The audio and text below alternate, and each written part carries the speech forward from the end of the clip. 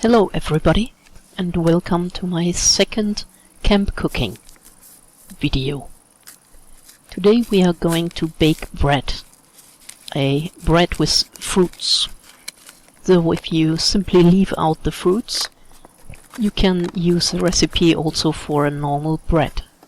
Or if you prefer a more hearty alternative, you may put in some olives or olives and walnuts, or some onions, bacon, whatever you like.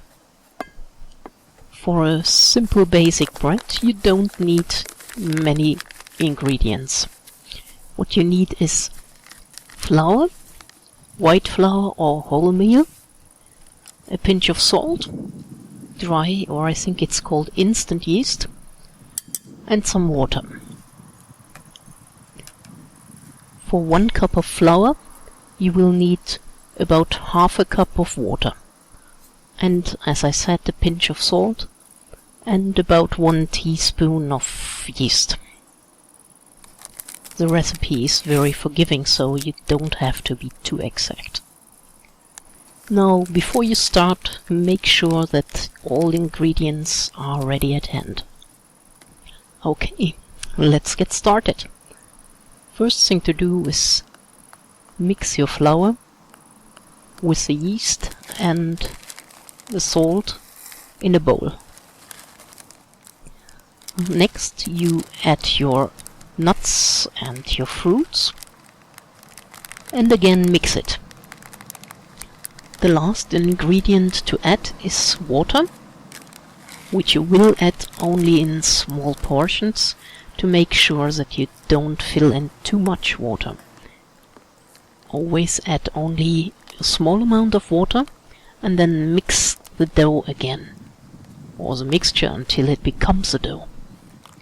It's always good to have some additional flour at hand, so if you fill in too much water you can still correct that by giving some more flour to the dough.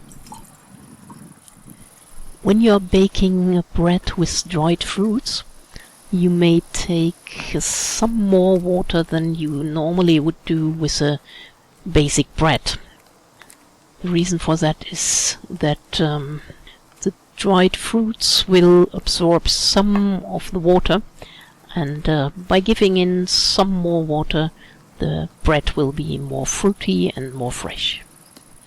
After the dough has been completely mixed, it will have to sit for a while anyway, and during that time the fruits will they will absorb some of the water. You should mix the dough well, and of course this would be a lot easier with a bigger bowl. The smaller the bowl is, the more difficult it becomes, because you have to be very careful not to lose too much of the ingredients. One of the nice things about this kind of dough is that you don't have to knead it. Once you have mixed all the ingredients, that is it. You don't have to knead the dough. And of course this comes in handy when you're outdoors and maybe you don't have a solid ground where you can knead the dough in a good manner. Actually, the yeast will do the work for you if you give the dough enough time to rise.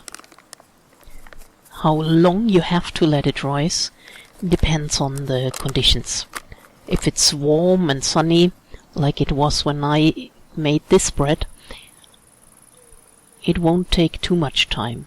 I think it took about 1.5 hours for the dough to rise.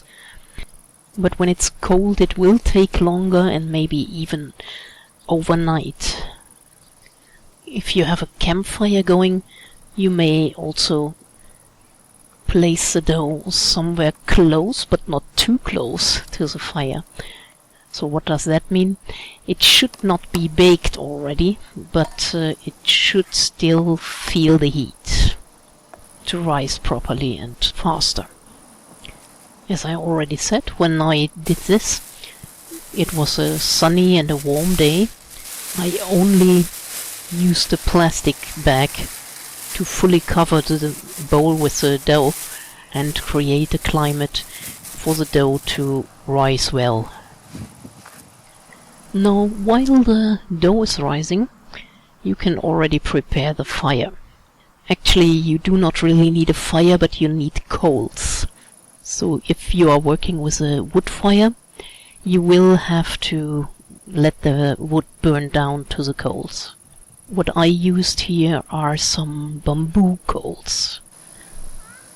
And I didn't really use a campfire, but a stove, and the stove is a Folding Firebox, actually the second generation.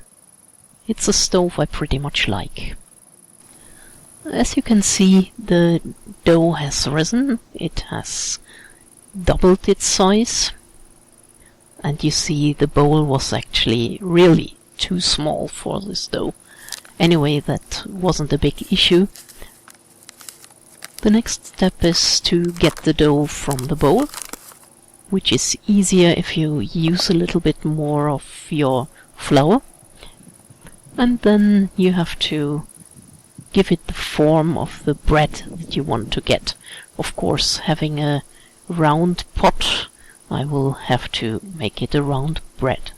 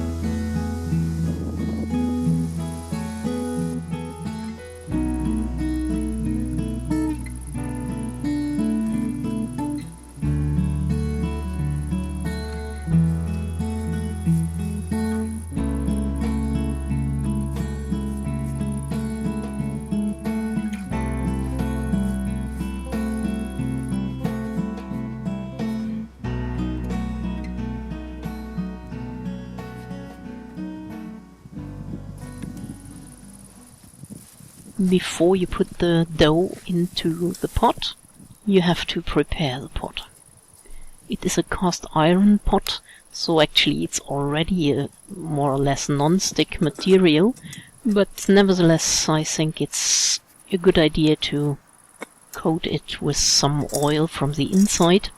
I used sunflower oil, and to dust it with some flour. Having done that, you simply put the dough into the pot and the pot on the stove or the fire, as you like. If you use a stove like I did, you will have to put aside some coals before you put the fire on the stove, because you will need these coals to put them on top of this Dutch oven. The reason for that is to give it some heat from both sides, from above and below. That will make sure that the bread will be evenly baked.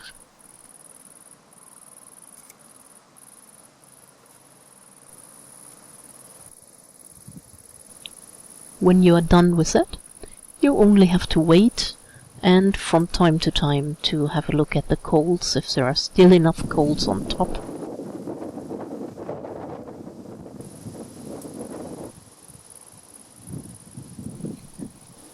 "25 minutes later, my bread is ready. It's time to remove the Dutch oven from the fire and to remove the coals on top from the pot. Opening the lid, I find a brown bread with a crunchy crust and soft inside. Spread with butter, a true delight.